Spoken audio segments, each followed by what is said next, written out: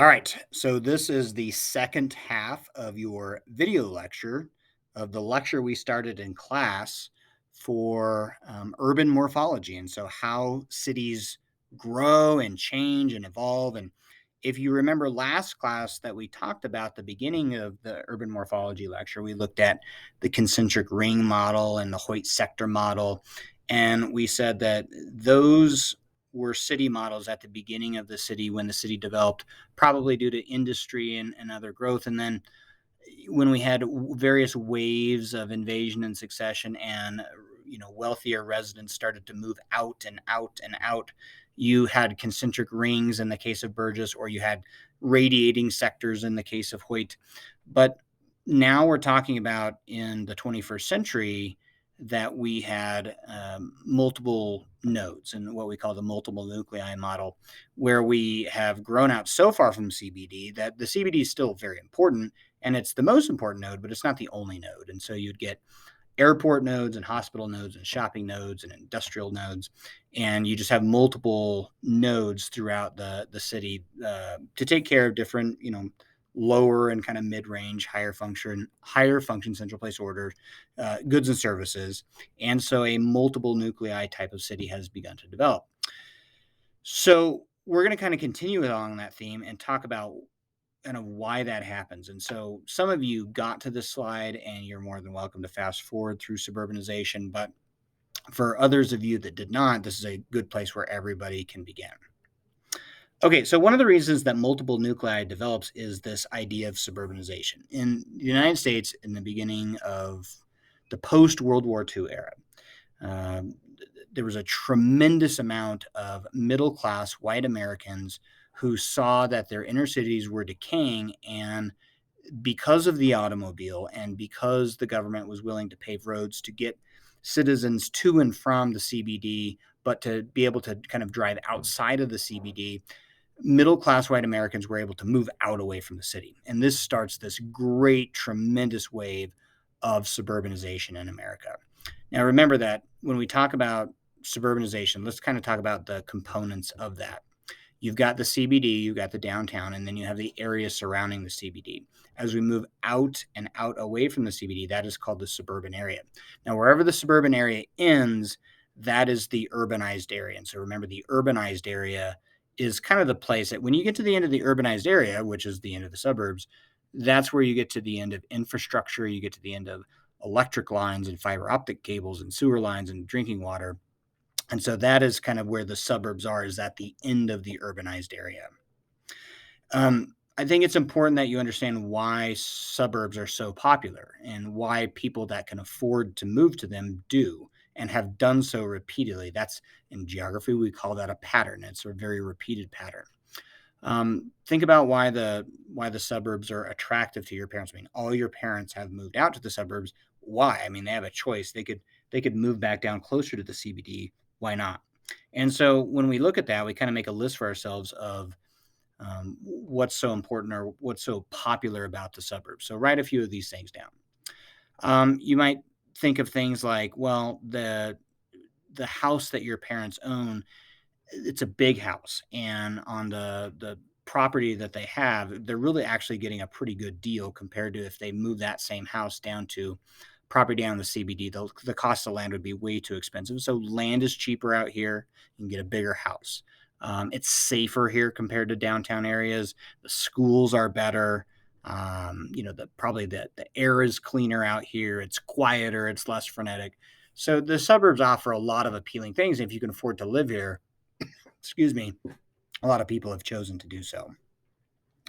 Now, in terms of what this has done, okay, this is kind of made to some degree the concentric ring model, the Hoyt sector model, somewhat obsolete, and it's in a way it's almost kind of starting to change and make the multiple nuclei model a little bit obsolete, and it's kind of morphing. It's changing as we grow as a city into something that we're going to refer to as the galactic city or edge city model, where you have these giant beltways around a city, and then these areas to serve lower order goods and services.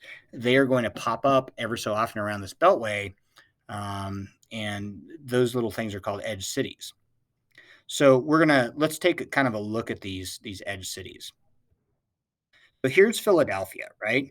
And if you kind of take a look at where I-476 and just take it up by Springfield, there's a good example of an edge city.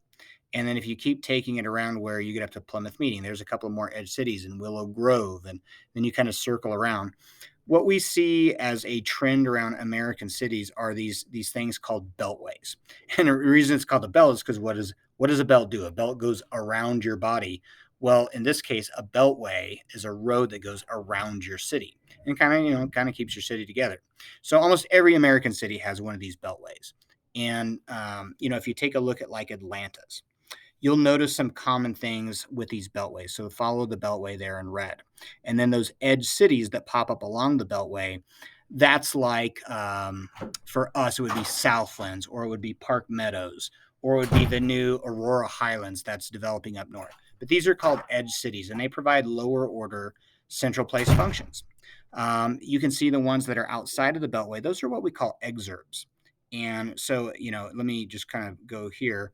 Exurbs are they're similar to suburbs. They really are suburbs, but they are in an area that is in between land that's developed and land that's not developed. So Castle Rock, Parker, these are great examples of exurbs that we've had in Denver. Let me go back to the picture here. Okay, and so if you take a look at like Arbor Place, or you take a look at Stonecrest, those are exurbs outside of Atlanta and outside the Beltway. They're still close enough to take advantage of Atlanta, but they're outside. And so when we take a look at this galactic city or edge city model, this is the trend. This is what we're seeing. These Beltway edge cities, these exurbs that are developing outside. And I want you to look at the importance of the highways. All of these edge cities and exurbs are located along highways that, if you want access to the city, you still can hop on a highway and get there in a relatively short amount of time. The other thing I want you guys to notice is towards the bottom is the Hartsfield Airport.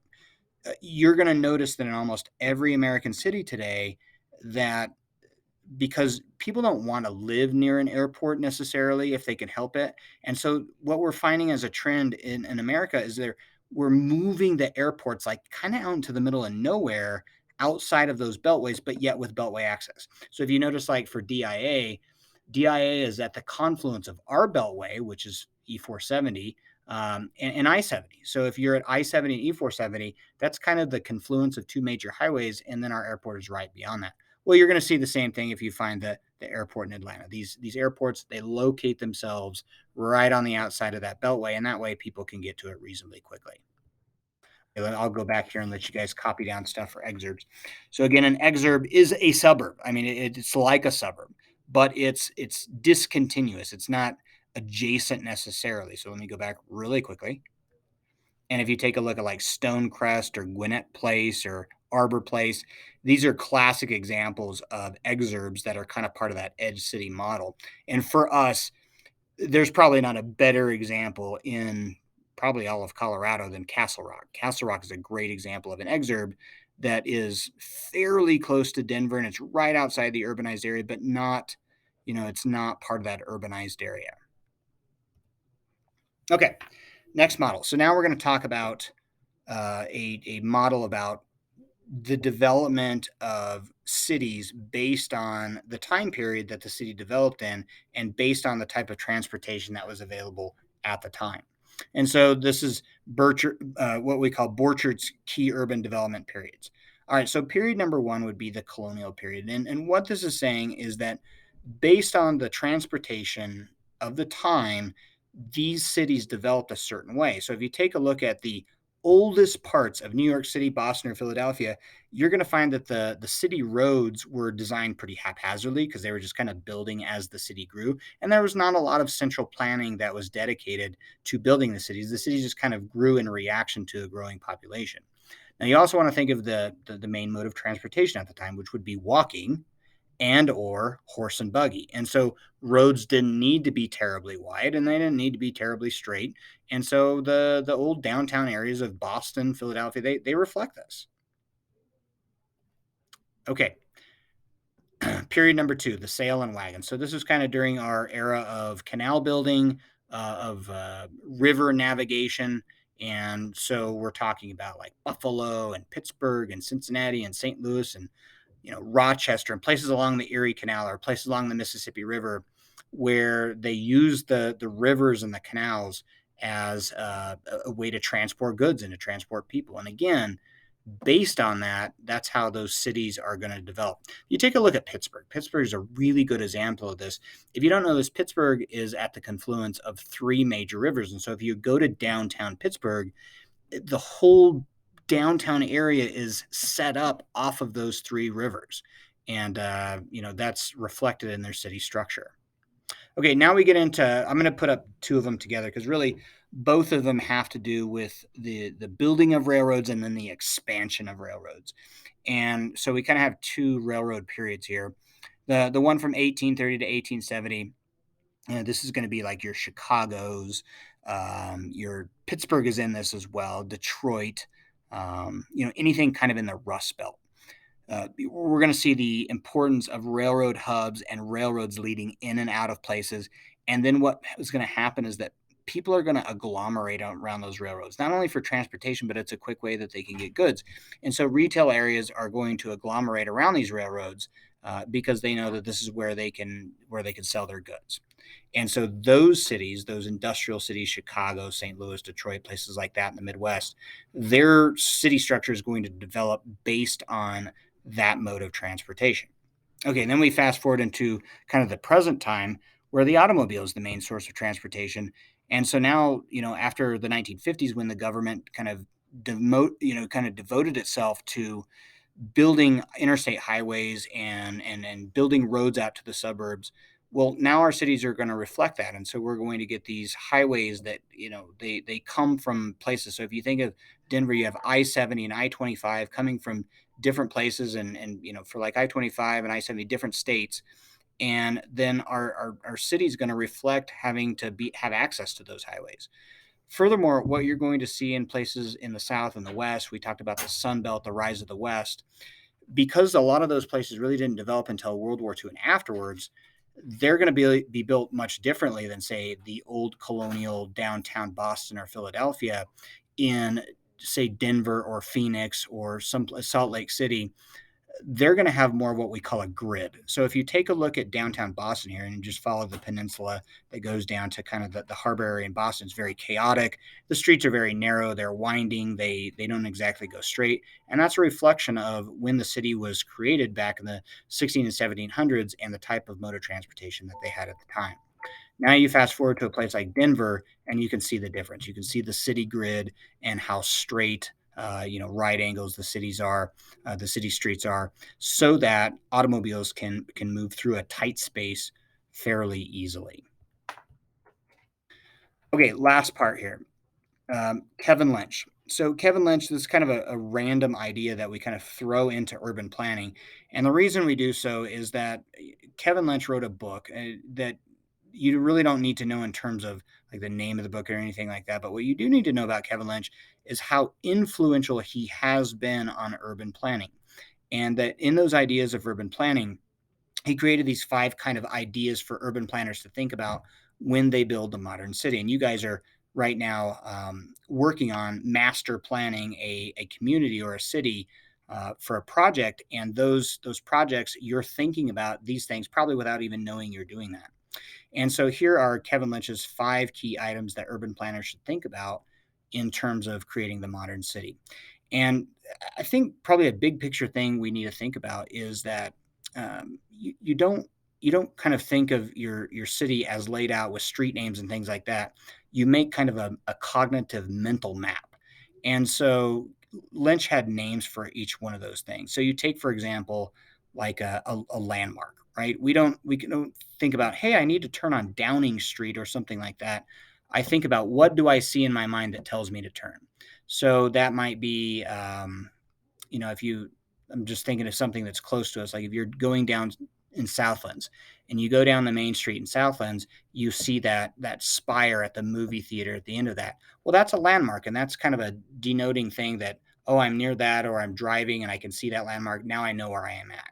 And so Lynch believed that people kind of map their city that way instead of knowing every street or something like that. And so you can see the kind of the five different ways that he said we mentally map. So you've got paths, which are roads, edges, which are boundaries separating different districts. Those districts are kind of, I wouldn't say homogenous areas necessarily, but areas that have kind of the same characteristics. So you might talk about like Denver Technological Center. The area around there, it's reasonably affluent.